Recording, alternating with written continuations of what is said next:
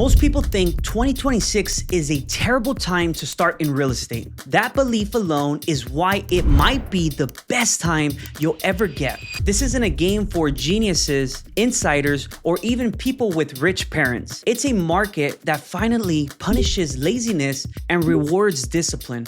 The casino era is over, so no more easy money, no more winning just for showing up, and that's exactly the point. When rates went up and deals stopped working by accident, the weak hands vanished. The speculators, the thrill seekers, the people hoping appreciation would cover bad math. What is left is a quieter market with less competition and far more room for people who are serious about building something real. You don't need a massive inheritance. You don't need a secret connection. But you do need a plan that respects the math, the risk, and the rules of 2026. And once you understand that, the path opens up fast. So here's what we're going to answer. Where are beginners actually winning in 2026? And why those markets still work? What type of deals should you avoid, no matter how good they look online? And what is the simplest, safest first move to build momentum without blowing yourself up? Let's start with some facts. You must know, lending is tighter. And insurance is more expensive, but the opportunity is hiding in plain sight. While most people are complaining about rates, serious beginners are looking at the inventory that are sitting stale on the market. You have to understand that rents are holding up much stronger than people expected, especially in workforce housing. This creates a massive gap where you can find properties that actually pay for themselves if you know where to look. But if you feel like you are spinning your wheels, the first thing you need to do is pick a lane that survives even when things get tough. I always recommend house hacking or small buy and hold rentals for beginners. House hacking is the ultimate cheat code because it lets you live for free for a very small amount of money while someone else is paying your mortgage. You buy a property, you live in one part of it, like the garage or a room, and then you can rent the rest of the property. This one move reduces your biggest life expense and forces you to learn how to manage a property and a tenant. It builds a level of discipline that carries over into every other part of your life. When you aren't stressed about where your rent money is coming from, you can focus on finding the next deal. Once you understand the power of house hacking, you can look at the buy and hold strategy to build long-term wealth. Now, I completely understand it could be a little uncomfortable, but this is a discipline that you have to go through in the beginning in order to be able to buy your next property. Acquiring a house is very expensive. And well, if you're not comfortable, renting out the other part of your house, then, that's a decision you might have to make. This lane teaches you how to underwrite deals, manage people, and think years into the future instead of just weeks. Simple deals compound much faster than the flashy, high-risk flips you see on social media. In fact, my own path showed me that a turnkey rental with no chaos provides way more stability than my first messy flip. Now, of course, buying messy flips do make more money, but if you're just starting off, it's best to get something that's actually ready to go, especially for your first investment or your first property. You want to find markets where people actually work and live, like the Inland Empire in California, or the suburbs of San Antonio, or the exurbs of Phoenix. These places have durable tenants demands because the rents actually make sense relative to the property prices. To get into these markets, you have to be honest about the cash you need to get started. There's many ways to buy a home, and the amount of money that you need depends on whether you're buying it as a primary residence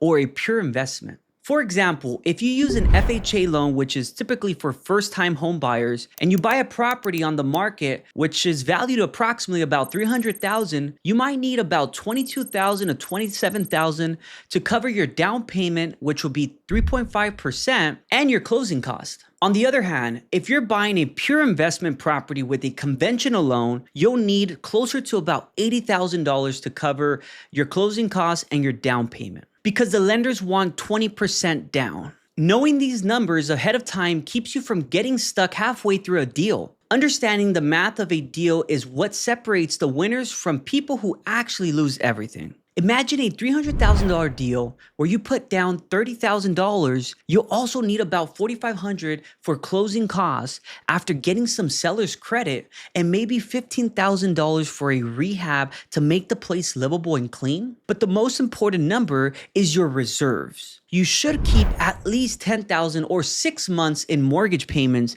in a separate account. The emergency fund is what protects you when a tenant leaves or a pipe bursts. Now, of course, everybody's position is a little bit different, so I would highly recommend that you sit down with the loan officer, and once you get pre-qualified and you have a number of a house that you qualify for, then you can start looking at the amount of numbers that you need. You can do this way in advance before even putting an offer or purchasing a house. You want to understand numbers so that you know how much reserves you're going to need after you purchase a house. Most beginners fail because they ignore reserves and spend every last dime on the purchase. Having that cash on hand gives you the peace of mind to stay in the game. When you're ready to find your first deal, the easiest places to start is on the market. You can use platforms like Zillow or MLS. Majority of the properties on there will have clean titles and are easy to finance with standard loans. You can use filters for houses that have been sitting on the market for more than 30 days, 60 days plus, or have had price reductions. Especially like in today's market. Right now, we're currently in a buyer's market. What that means is that there's a lot of inventory on the market. And so you'll see a lot of sellers doing price reductions just to attract buyers. And right now is actually a good time to try to get seller's credit to cover your costs. Some people that are selling their property are willing to give you a credit on the close of the deal. If you want to get more creative, you can try driving for dollars by looking for neglected or houses that are vacant in your neighborhood and contacting the owner directly. You can also work with wholesalers who strictly focus on off-market deals. The only problem with these type of deals is that they're typically cash offers. Therefore, you won't be able to finance it through an FHA loan, sometimes not even a conventional loan because they won't pass inspection. These are just cash offers sold as is. You can use a hard money loan to get one of these properties. But regardless of the route that you take, I want you to know that speed and preparation are your best friends when you find a good opportunity, which means that in 2026, the best way to win is to have your numbers analyzed ahead of time so you can move quickly. If you are buying on the market, you should keep your inspection contingencies intact so you can ask for credit if the house has big issues. However, if you are buying off market or at an auction, you are usually buying the property as is. This is why you need a strict 10-point inspection checklist to look for budget killers like foundation, cracks, roof leaks, or outdated electrical. You have to check your tax liens and permit issues before you commit your hard-earned money. Once you have the property, the first 90 days are about stabilizing your assets so it can start working for you. In the first 2 weeks, you change the locks, secure the windows, and fix any safety issue. This reduces your liability and stops theft before it starts. Then you spend the next month handling the core repairs like plumbing, electrical, and HVAC to make the unit rent ready.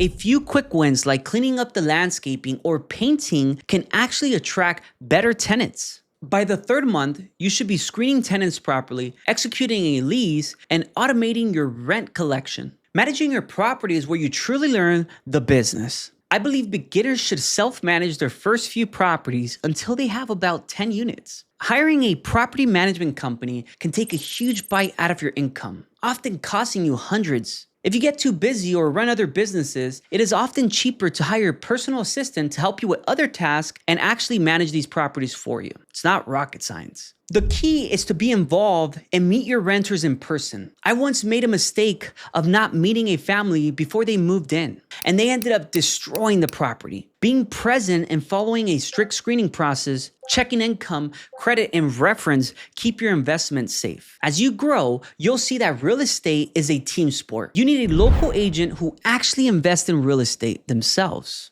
a lender who knows how to get creative with approvals, and an insurance broker who understands rental policies. Don't be afraid to ask an agent what deals they have personally bought or how fast they have written an offer before. Use tools like Zillow, Rental Meter, Property Radar to stay ahead of the market and keep your data accurate. This is surely not about luck. It's honestly all about building a system that allows you to scale from a small house to a portfolio that changes your family's future. There will be mistakes along the way, just like I had with my first flip in Barstow, California, where I didn't know what I was doing and overspent on everything. But those lessons are what makes you a real investor. Whether you're buying a turnkey rental, a cabin that you want to convert into an Airbnb, or a triplex at an auction, every deal adds to your experience. You need to stop waiting for the perfect time or the perfect interest rate. The best time to start is when you decide to take control of your life and follow a disciplined path. I will end this video by reminding you that the real estate in 2026 is waiting for you, the man who is ready to stop making excuses and start building something that lasts. If you want to get connected with the lenders that I work with and the agents that actually do real estate investing themselves, feel free to reach out. My contact information will be in the comments section below.